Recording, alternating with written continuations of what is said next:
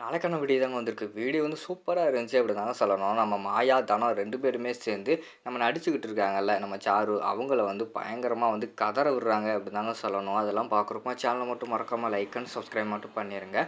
First எடுத்த உடனேயுமே வந்து கதிர், தனம் 2 பேருமே பேசிக்கிட்டு இருக்கிற மாரி தான் காட்டிக்கிட்டு இருக்காங்க. அப்போ வந்து நம்ம தனம் வந்து சொல்லிக்கிட்டு இருக்காங்க, அந்த சாருக்கு வந்து எவ்வளோ தைரியம் இருந்தால் இங்கே வந்து வீட்டுக்கு மறுபடியும் வந்திருப்பா. வந்தது மட்டும் இல்லாமல் சீனு மாமாவை வந்து கல்யாணம் பண்ணணும்னு சொல்லிட்டு பிளான் போட்டுக்கிட்டு இருக்கா அப்படிங்கிற மாதிரி சொல்லிக்கிட்டு இருக்காங்க. என்னது, சீனுவை வந்து கல்யாணம் பண்ண சொல்லிட்டு பிளான் போட்டுக்கிட்டு இருக்காளா? என்ன தானே சொல்லிக்கிட்டு இருக்க? அப்படிலாம் இருக்கிறதுக்கு வந்து வாய்ப்பே கிடையாது. ஏன்னா அவளே வந்து கண் பார்வை வந்து இழந்து இப்போ வந்து பாவமாக இருக்கா. அவளை பார்க்கவே பாவமாக இருக்குது. அவள்லாம் அப்படி நினைக்க மாட்டா அப்படிங்கிற மாதிரி சொல்லிகிட்டு இருக்கிற மாதிரி காட்டுறாங்க. அதுக்கெல்லாம் வாய்ப்பே கிடையாது. கண்டிப்பாக அவள் அதுக்காக தான் வந்திருக்கான். உனக்கு ஒரு உண்மை சொல்லட்டுமா? அவளுக்கு வந்து கண் பார்வையே போகலை. கண்ணெல்லாம் நல்லா தான் தெரியுது அப்படிங்கிற மாதிரி சொல்லிக்கிட்டு இருக்காங்க. என்னது, கண் நல்லா தெரியுதா அப்படின்னு சொல்லிட்டு அந்த இடத்துல வந்து கதிர் வந்து ஷாக் ஆகிக்கிட்டு இருக்காங்க. ஆமாம், அவள் வந்து கண் பார்வையெல்லாம் நல்லா தான் தெரியுது. நாங்கள் அன்றைக்கி செக் பண்ணோம்ல, எல்லாமே வந்து கரெக்டாக தான் இருக்குது. அவள் பொய் சொல்லிக்கிட்டு இருக்கா. சீனு மாமாவை கல்யாணம் பண்ணணும்னு சொல்லிட்டு இப்படிலாம் பண்ணிக்கிட்டு இருக்கா அப்படிங்கிற மாதிரி சொல்கிறாங்க. ஓ, அப்படியா விஷயம்? சரி விடு, அவள் வாயாலே வந்து அவளை உண்மையை எப்படி வர வைக்கணுமோ அப்படி வர வைப்போம், கவலைப்படாத அப்படின்னு சொல்லிட்டு கதிர் வந்து பயங்கரமாக ஒரு பிளான் போடுற மாதிரி காட்டுறாங்க. மறுநாள் காலையில் வந்து நம்ம ரகுராம் வீட்டுக்கு வந்து ஒரு சாமியார் வராரு. யார் கூட்டு வந்ததுன்னு பார்த்தா நம்ம கதிர் தான் கூட்டு வந்திருக்காரு. அதாவது நம்ம சாருக்கு வந்து கண் பார்வை தெரியலைல, கண் பார்வை கொண்டு வர்றதுக்காக என்ன செய்யலாம், என்ன பரிகாரம் வந்து செய்யலாம் அப்படின்னு சொல்லிட்டு சாமியாரை கூப்பிட்டு கேட்போம் அப்படின்னு சொல்லிட்டு கதிர் வந்து வீட்டுக்கு கூட்டு வர்ற மாதிரி தான் காட்டுறாங்க. வீட்டுக்கு கூட்டு வந்தோடனே வந்து சாமியார் வந்து அங்கக்குள்ளே சென்டரில் சோஃபாவில் உட்காந்துருக்காரு. எல்லாருமே சுற்றி நின்றுக்கிட்டு இருக்காங்க. அப்போ வந்து சொல்லிக்கிட்டு இருக்காங்க, என்னை எது கூப்பிட்டீங்க அப்படிங்கிற மாதிரி கேட்டவுடனே இந்த பொண்ணுக்கு வந்து ஆக்சிடெண்ட்டில் வந்து அதிர்ச்சியில் கண் பார்வை போயிடுச்சு. இதை வந்து திருப்பி கொண்டு வரணும். அதுக்கு ஏதாவது பரிகாரம் இருந்தால் சொல்லுங்கள் சாமி அப்படிங்கிற மாதிரி சொன்னோடனே கொஞ்ச நேரம் அவர் வந்து யோசிச்சுக்கிட்டே இருக்கார். யோசிச்சு பார்த்துட்டு அவர் வந்து ஒரு பரிகாரம் சொல்கிறாரு. நீங்கள் ஒன்றும் கவலைப்படாதீங்க. போன கண் பார்வையை திருப்பி கொண்டு வர்றதுக்கு சில கஷ்டமான பரிகாரம்லாம் செய்ய வேண்டியிருக்கு. அந்த பரிகாரத்தை எல்லாம் செஞ்சுட்டா கண்டிப்பாக இந்த பொண்ணுக்கு வந்து கண் பார்வை தெரியும் அப்படிங்கிற மாதிரி சொன்னோடனே, சொல்லுங்கள் சாமி, எதுவாக இருந்தாலும் பண்ணிடலாம் அப்படின்னு சொல்லிட்டு ஜானகி வந்து சொல்கிறாங்க. அது அவ்வளோ சாதாரணமான காரியம் கிடையாது. ஏன்னா வந்து நம்ம கையில் வந்து தீச்சட்டி எடுத்துகிட்டு கோயில் முழுக்க சுற்றி வரணும். அது மட்டும் இல்லாமல் முட்டியங்கால் போட்டு உப்பு மேலே நடந்து கோயிலை சுற்றி வரணும். பக்கத்தில் இருக்கிற அம்மன் கோயிலில் பண்ணால் கூட போதும் அப்படிங்கிற மாதிரி சொல்லிவிட்டு அந்த சாமியார் வந்து சொல்கிறாங்க.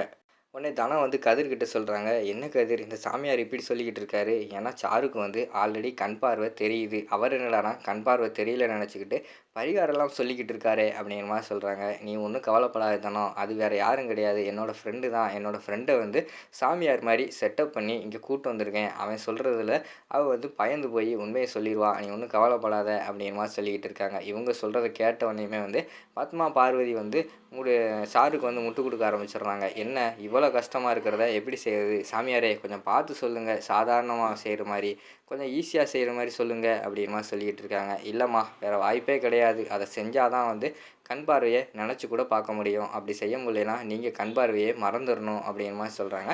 உடனே ஜானகி வந்து சொல்கிறாங்க, ஏய் பத்மா, எதுக்கு இப்படியெல்லாம் பேசிக்கிட்டு இருக்க? சாமியார் சொல்லிக்கிட்டு இருக்கார்ல, பரிகாரம் பண்ணால் கண் பார்வை வந்துரும்னு சொல்லிட்டு எவ்வளோ கஷ்டப்பட்டனாலும் அந்த பரிகாரத்தை பண்ணி நம்ம சாருக்கு கண் பார்வையை திருப்பி கொண்டு வரணும் அப்படிங்கிற மாதிரி சொல்லிக்கிட்டு இருக்காங்க. சாரு வந்து பயந்துக்கிட்டு இருக்காங்க. ஐயையோ, நம்மளை இப்படி வந்து மாட்டிக்கிட்டாங்களே அப்படின்னு சொல்லிட்டு அவங்க ஒரு பக்கம் பயந்துக்கிட்டு இருக்கிற மாதிரி காட்டுறாங்க. சரி, இந்த பரிகாரத்தை வந்து நம்ம நாளைக்கே பண்ணணும் அப்படின்னு சொல்லிட்டு எல்லாருமே முடிவெடுக்கிற மாதிரி தான் காட்டுறாங்க. மறுநாள் காலையிலேயே சீக்கிரமாக கிளம்பி நம்ம சாருக்கு வந்து மஞ்சள் கலர் புடவையெல்லாம் கட்டி குடும்பத்தோடு வந்து கோயிலுக்கு கூப்பிட்டு போயிடுறாங்க. கோயிலுக்கு கூப்பிட்டு போயிட்டு அந்த இடத்துல வந்து சாமியெல்லாம் கும்பிட்டுட்டு அவங்க மேலே வந்து மஞ்சள் தண்ணியெல்லாம் ஊற்றுறாங்க. மஞ்சள் தண்ணியெல்லாம் ஊற்றிட்டு முட்டியங்கால் போட்டு நடக்க சொல்கிறாங்க. அங்கே பார்த்தா அப்படியே நெடுக வந்து இது போட்டு வச்சுருக்காங்க, கல்லுப்பு இருக்குல்ல, அதை போட்டு வச்சுருக்காங்க. அதில் வந்து முட்டியங்கால் போட்டு நீங்கள் வந்து இந்த கோயிலை சுற்றி வரணும் அப்படிங்கிற மாதிரி சொல்கிறாங்க. சாரு வந்து என்ன பண்ணுறது, நம்ம வேறு வந்து கண் பார்வை தெரியாதுன்னு சொல்லிட்டு நடிச்சிட்டோம். இந்த நேரத்தில் வந்து இது பண்ண முடியாது, எனக்கு வந்து கண் பார்வை நல்லா தான் தெரியுதுன்னு சொன்னோம்னா காரி துப்பிடுவாங்க. அது மட்டும் இல்லாமல் வீட்டை விட்டு துரத்தியே விட்டுருவாங்க. என்ன பண்ணுறது, செஞ்சு தான் ஆகணும்னு சொல்லிட்டு பல்ல கடிச்சிக்கிட்டு முட்டி போட்டு செய்கிற மாதிரி தான் காட்டுறாங்க. சரி, எப்படியோ செஞ்சுட்டேன். அடுத்து வந்து கையில் வந்து தீச்சட்டி ஏந்தணும் அப்படிங்கிற மாதிரி சொல்கிறாங்க அந்த சாமியார் வந்து. அதை கேட்டவொடனே தீச்சட்டி, ஐயோ கையெல்லாம் சுடுமே அப்படின்னு சொல்லிக்கிட்டு இருக்காங்க. உடனே பத்மா வந்து சொல்கிறாங்க, ஏய் சாரு, எப்படியாவது வந்து தயவுசெய்து பண்ணிடு, நானும் பத்மாவும் கூட தான் இருக்கோம்ல, நீ மட்டும் இதை பண்ணலைன்னு வச்சுக்கோ, பிறகு வீட்டில் வந்து கண்டுபிடிச்சிருவாங்க நீ நடிக்கிறேன்னு சொல்லிட்டு, பண்ணிடு அப்படிங்கிற மாதிரி சொல்கிறாங்க. சரின்னு சொல்லிட்டு கையில் வந்து தீச்சட்டி ஏந்திட்டு அப்படியே நடந்து வர மாதிரி காட்டுறாங்க. இங்கிட்டு பார்த்தா நம்ம இவங்க இருக்காங்கல்ல, மாயா வந்து நக்கலாக பார்த்து சிரிச்சுக்கிட்டு இருக்காங்க. அதை பார்த்தோன்னே சாரு வந்து மனசுக்குள்ளேயே நினைக்காங்க, நீ என்ன சிரிச்சுக்கிட்டு இருக்கியா? என்ன செஞ்சாலும் பரவாயில்ல, நான் இந்த பரிகாரத்தை செஞ்சு கூடிய சீக்கிரம் வந்து சீனு கையால் வந்து தாலியை வாங்கி அந்த வீட்டில் மருமகளாக வாழத்தான் போகிறேன் அப்படின்னு சொல்லிட்டு அவங்க வந்து மனசுக்குள்ளேயே நினச்சிக்கிட்டு இருக்கிற மாதிரி காட்டுறாங்க. இந்த பக்கம் சாரு மனசுக்குள்ள நினைக்காங்க, நீ என்னதான் குட்டிக்கரணம் போட்டாலும் சீனுக்கு வந்து பொண்டாட்டியாவே நீ வரவே முடியாது. சீனுக்கு பொண்டாட்டினா அது நான் மட்டும்தான் அப்படிங்கிற மாதிரி அவங்க ஒரு பக்கம் நினைக்கிற மாதிரி தான் காட்டுறாங்க. அதோட பார்த்துக்கிட்டிங்கன்னா அந்த எபிசோடு வந்து முடிச்சிடுறாங்க.